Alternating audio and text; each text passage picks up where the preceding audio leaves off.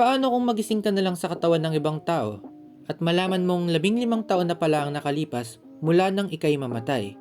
Sa istoryang ito nga ay ating matutunghayan ang buhay ni Marshal Sovereign Gu Feiyang na na-reincarnate bilang si Li Yunxiao. At gamit-gamit ang kaalaman at experience itong nakaraang buhay, makakabalik pa kaya siya sa peak ng martial arts? Pero bago nga natin yan simulan, ito ang Ani Manhwa at ako ang magdadala sa inyo sa mundo ng inyong mga paboritong storya. Kaya ano pang iniintay nyo? Let's go! Nagsimula nga ang kwento sa isang misteryosong bundok na napapaligiran ng Golden Script. At habang nakatitig dito ang ating bida, nagtataka siyang tanong sa sarili kung bakit parang may naririnig siyang boses, hindi ba't patay na siya? At bigla nga siyang nagising dahil sa shock na binato sa kanya ng kanilang guro. Nagtataka naman siyang sumilip sa bintana dahil ayon sa kanyang bagong memorya, 15 taon na ang nakalipas mula nang siya'y namatay.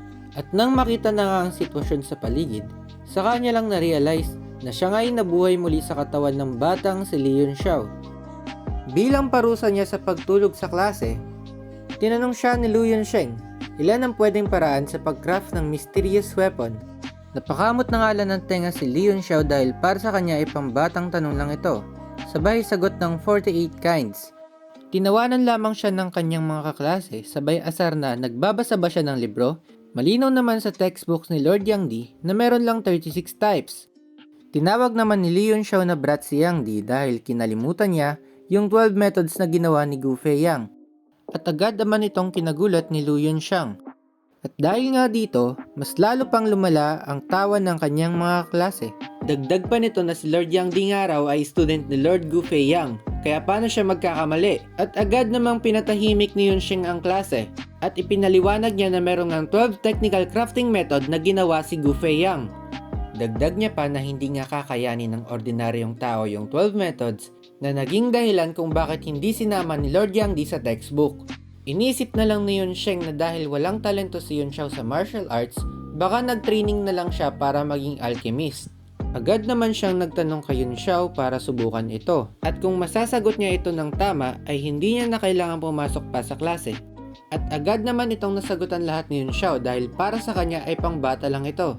At dahil sa mga sagot ni Yunxiao ay biglang naliwanagan si Yunsheng sa mga problema niya sa alchemy.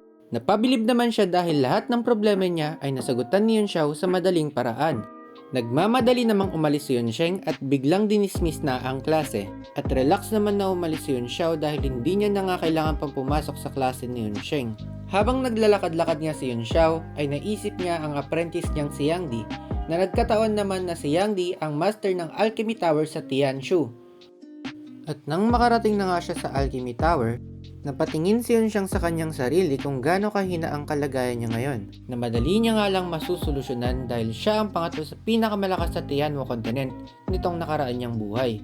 Pero kailangan niya munang hanapin si Yang Di para magpatulong sa kalagayan niya ngayon. At kung umayon niya sa kanya ang lahat ay madali niya nga lang maibabalik ang dati niyang lakas. At gamit nga ang kaalaman at experience nitong nakaraang buhay, aabutin niya nga ang antas na hindi niya naabot noon. At dito na nga nagtatapos ang chapter na to kung saan tinalakay natin ang pagbabalik buhay ni Gu Feiyang sa katawan ni Li Yunxiao. Walang kaalam-alam ang lahat na ang dating top tier alchemist at martial monster ay babalik upang yanigin ang Tianwo continent. Dito na nga nagsisimula ulit ang hakbang ni Li Yunxiao pabalik sa peak.